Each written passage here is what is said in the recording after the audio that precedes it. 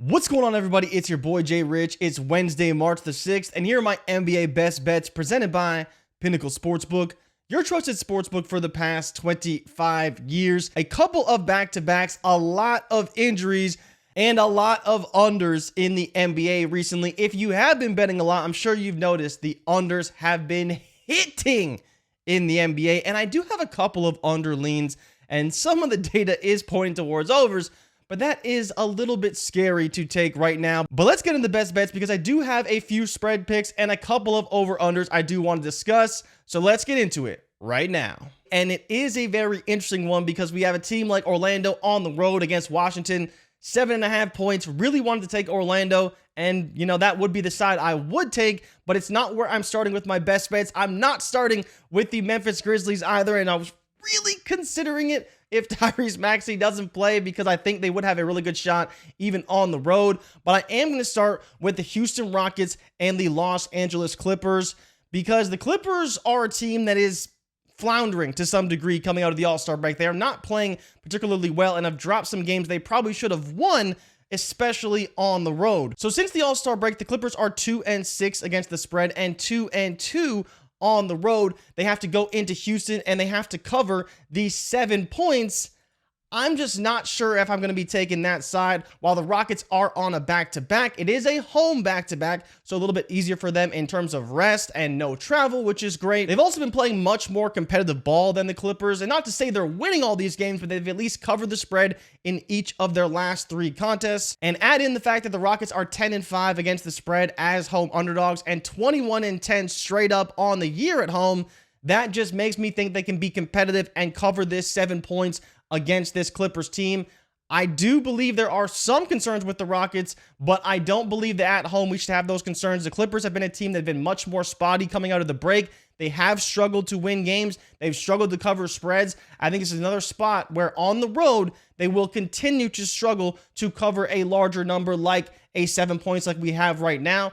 I believe in the Rockets. I think they have a great shot to win. And another line you do want to look at is this under 223.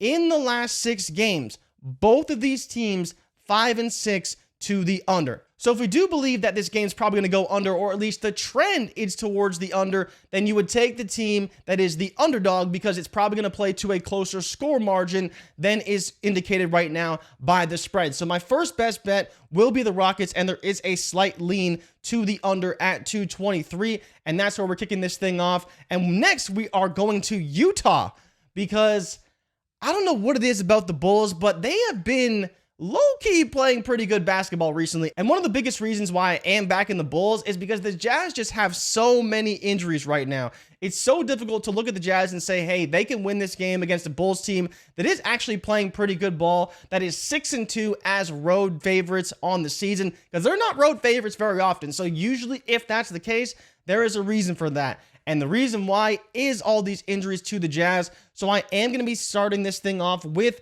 the Bulls at 3.5. You see the line is slightly juiced in their favor relative to what the Jazz have at a -103, -107 for the Bulls. I just think the health and the size that the Bulls possess can get a dub on the road. It's not going to be an easy task. It has been very difficult for teams to play in Utah this season. But if there was a team that could do it, I do think the Bulls are one of those teams, and mostly it is due to the injuries the Jazz are facing. They were able to beat the Wizards, but I think the Bulls possess a much larger challenge for them. And with the injuries, I think the 3.5 is just enough points where we can take the Bulls confidently and they can win the game and cover the spread in this contest. So for our last bet, we are going to be talking about the Oklahoma City Thunder. No, we're not. But this one's also very interesting because I did really want to take Portland plus 13.5. I just don't have the confidence to do it. But I do think that is the side you want to take. I didn't want to go to Golden State, Milwaukee, even though I did want to talk about that game a little bit, because one of the most interesting stats probably that I found doing some research today, when the Milwaukee Bucks are dogs on the road, so when they're road dogs, which they are today in Golden State, 0-6 to the over. When the Milwaukee Bucks are road dogs, they go under every single game.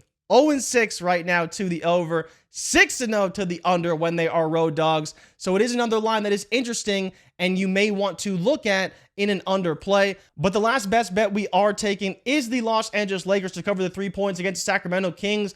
Both these teams have been playing very much up and down since the All-Star break, but, and I've said this pretty much all year, backing the Lakers at home is a much better decision than on the road. They are 21-10 straight up at home this season. They've also won 3 of their last 4 games at home coming out of the All-Star break. And one of the big keys for me here is that the Kings are 1-3 in their last 4 games. And in all of those losses, they didn't cover the spread. So if the Lakers are probably going to win at home and the Kings don't cover when they lose, even though this game is probably going to be tight, let's back the Lakers as favorites. It's only 3 points. Maybe we get 2.5, at which point I would really, really like this spread a lot.